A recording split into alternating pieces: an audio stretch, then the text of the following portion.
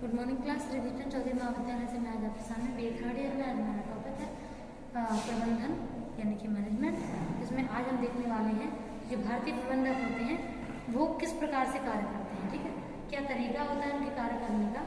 तो यहाँ पे कुछ दो टॉपिक दिए गए हैं। तो इसमें पहला है पारंपरिक प्रबंधक, मतलब ऐसे मैनेजर जो पूरा ट्रेडिशन को लेकर के कार्य करते हैं, पूरा ट्रेडिशनली चीज़ों को लेकर के वर्क को आगे बढ़ाते हैं। मतलब इसका मतलब सिंपल सा है कि जो मेथड, जो तरीके, जो काम करने का तरीका और जो भी प्रकार हैं वर्क के, वो जो पहले बताए गए हैं उन्हीं चीज़ों को फॉलो करते हुए आज काम किया जाता है।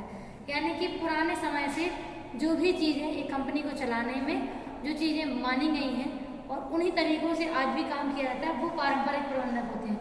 मतलब जो नियमों में बदलाव नहीं करते हैं, कार्य को जिस तरीके से पहले से चलाया जाता था वैसे ही चलाने की कोशिश करते हैं। ठीक है, तो ये इनके अकॉर्डिंग है। पारंपरिक प्रबंधक वही होते हैं जो पूरा ट्रेडिशनल मेथड के आधार पर पूरा जो वर्क है उसको कंप्लीट करते हैं। ठीक है, तो इसमें नॉर्मल से ऐसे कह सकते हैं जैसे हमारे देश में बहुत सारे व्यापारिक संगठनों का प्रबंधन परिवारों द्वारा किया जाता है। मतलब बहुत सारी मतलब ऐसी है कि फैमिली मेम्बर हैं, मान लो भाई हैं सगे या बहन भाई हैं या फिर बहनें हैं, तो उनका बीच में एक बिजनेस खड़ा हुआ है और वो बिजनेस को जो है वो सभी लोग एक साथ मिलजुल करके कार्य करते थे। यानी कि परिवार के बीच में व्यापारिक संगठन तो है लेकिन वो भी फैमिली के बीच में है। तो इन संगठनों में औपचारिक योग्यताओं के प्रबंधक बहुत कम होते हैं। आप जानते हो जब फैमिली मेम्बर ही बिजनेस को रन कर रहे होंगे तो उनके बीच में औपचारिकता थोड़ी ना होगी, है ना। हर चीज़ की फॉर्मेलिटीज वहाँ होती नहीं है। वहाँ तो जो चीज़ जिसको सही लगता है वो उसको बोल देते हैं। ठीक है, वो चीज़ें जो बनी आ रही है एक तरीके से रीति रिवाज समझ रहे हैं।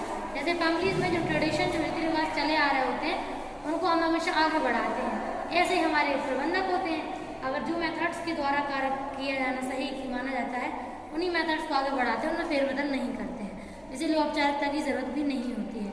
इस पद्धति में परिवार के सदस्य यथा जैसे बेटा हो गया, पोता हो गया आदि शीर्ष पदों को आसीन करा देते हैं। मतलब मालिक जो है वो उन्हीं के फैमिली मेम्बर्स जो है वो आगे बन जाते हैं। ठीक है, मतलब किसी और को ओनर नहीं बनाते हैं। क्यों बनाए? ठीक है, तो उनकी चयन के लिए कोई प्रक्रिया निर्धारित नहीं होती। सही बात है। ठीक है, वैसे वो तो उनके बच्चे हैं तो वैसे भी उनके बॉस ही होंगे, तो बाकी बॉस पर डिपेंड करता है वो किसको अपना वारिस चुनना चाहता है। तो अतः प्रबंधन जो है, इसमें जो प्रबंधन होता है पारंपरिक प्रबंधन में, इसमें जो प्रबंधन होता है वो वंशानुगत चलता है। यानी कि हेरिडिटी के फॉर्म में, जैसे कहते हैं राजा का बेटा राजा बनता है, वैसे ही मान के चलिए कि बॉस का बेटा या मैनेजर का बेटा मैनेजर या फिर एमडी बना देते हैं उसको। ठीक है, तो इसमें अधिकांश कंपनियों की संरचना केंद्रीकरण और सत्तावादी नेतृत्व पर की जाती है। सही बात है। अब आप भी तो सोचो, जब केंद्रीकरण तो है ही क्योंकि उसमें सेंटर है कि इनको ही बनना है आगे ओनर, है ना, तो सत्ताएं तो चल ही रही है। ठीक है, तो इसमें ऐसे संगठनों में जूनियर प्रबंधकों की नियुक्ति परिवार के सदस्यों द्वारा उन्हीं में से कर ली जाती है। ठीक है, जिसके पास जो क्वालिफिकेशन की जो नीड होती है वो उसके पास हो तो उनको वो चुन लेते हैं। ठीक है, इसमें ज़्यादा कोई दिक्कतें होती नहीं, तो ऑब्वियस उन्हीं में से उनको चुनना है। अब जो उनको अपने बारिश में से बेस्ट लग रहा है कि हाँ भैया ये हमारे बिजनेस को बेस्ट तरीके से ऊपर उठा सकता है, तो उनको वो अपना पारंपरिक प्रबंधन के रूप में सौंप देते हैं। ठीक है, अब नेक्स्ट है व्यावसायिक प्रबंधन। अब ये तो हो रही पूरे प्रोफेशनल मैनेजमेंट की बात।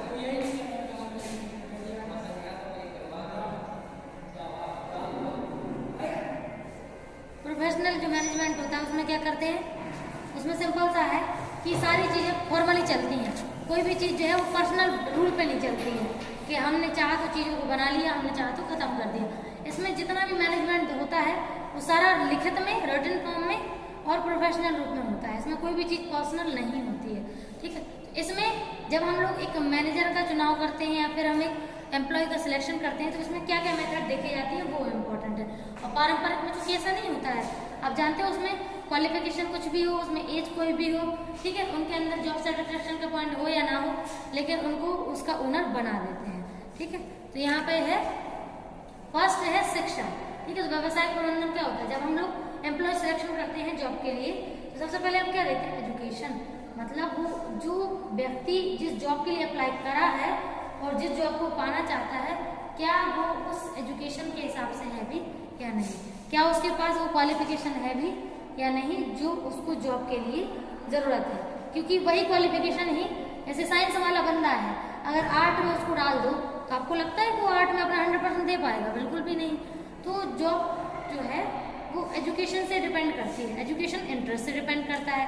तो ये सारी चीज़ें एक दूसरे से जुड़ी हुई हैं। जैसे एजुकेशन क्लियर होती है वैसे ही हमें पता चल जाता है कि ये व्यक्ति ये काम तो कर ही लेगा।